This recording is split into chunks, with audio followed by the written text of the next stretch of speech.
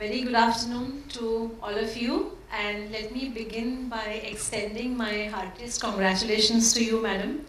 It's amazing to see what you have achieved, not just in the 2 years of lockdown, but right from the inception and the way the ranking of the college has consistently risen. It's amazing to see.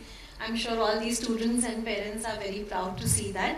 And I want to begin by thanking you for inviting me and giving me an opportunity to address your students and the parents. And I'm fully conscious that I'm standing between you and some interesting programs. So I will keep this brief, I promise you.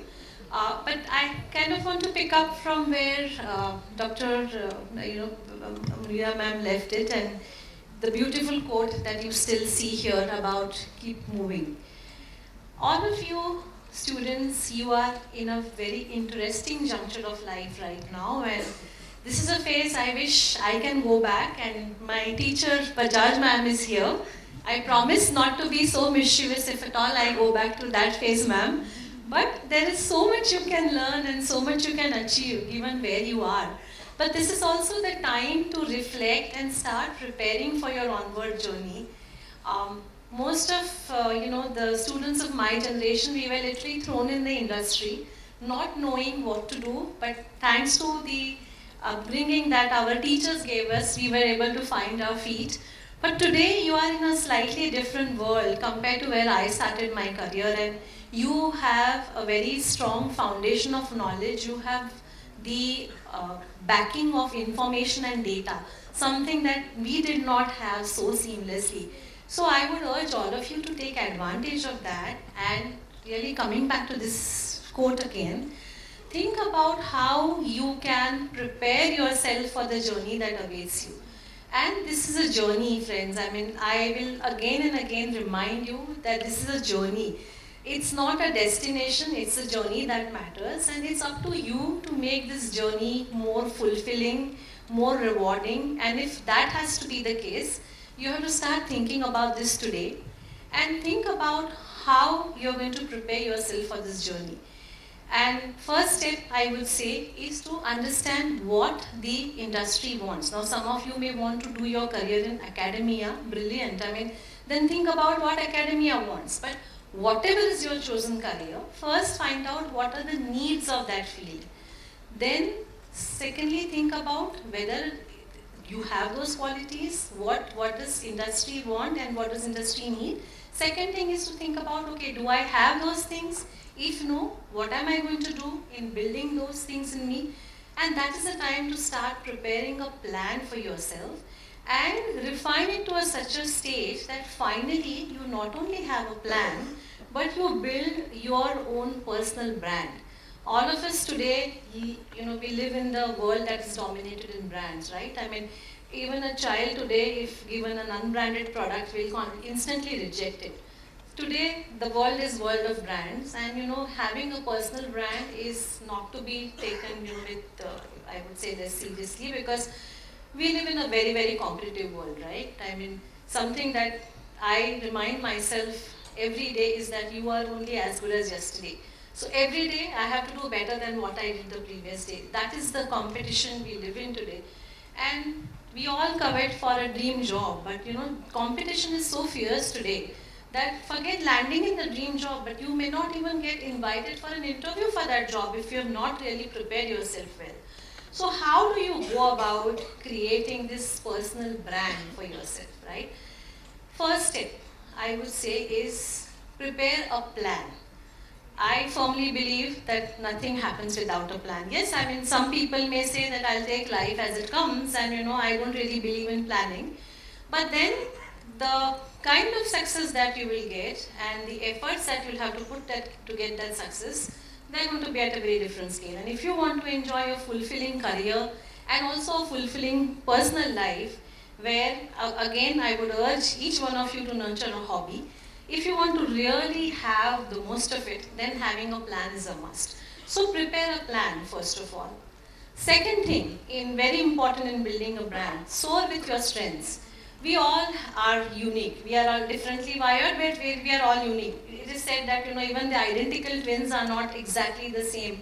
when it comes to their emotional makeup, the strengths that they may have, the qualities they may have. So recognize what are those strengths that you have, what are the strengths that are unique to you, which are going to help you build that brand that you're going to market to the world.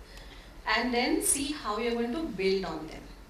Just as we have strengths, we all have weaknesses, right? Even Superman had his kryptonite. So it's very important to recognize what that weakness is, and it's very common for us to have a blind spot. Everybody thinks that, okay, I'm perfect, I don't have any weakness, and that's where your buddies can step in and help you identify these blind spots. Once you know your weaknesses, see why you have those. Is it because it's lack of interest? Is it because of lack of capacity? Is it lack of capability? In other words, what I would request you all to do once you know what your areas of improvement are, prepare a gap analysis and then see how you're going to go about addressing it. If it's lack of interest, probably the field that you're looking at is not something you want to pursue and you want to really go in an area which motivates you, which kind of invigorates you every day to get up and go to your work. If it's capacity or capability issue, today you live in a world which is blessed with information, I would say. It's so easy to sign up for various learning programs online. You have LinkedIn Learning, which is wonderful. You have Coursera. You guys know it better than me. I don't have to stand here and preach you. But all I'm trying to say is that once you've done your gap analysis, do something about it.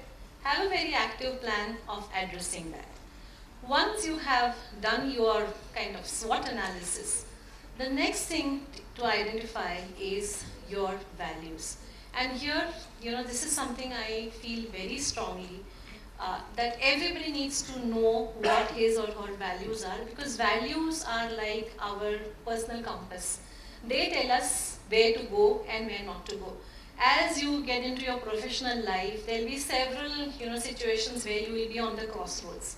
And if there's one thing that's going to tell you what is the right path to pursue, it's your values. So build up your value systems and make sure that you build it in such a way that no matter what, you don't have to compromise with those.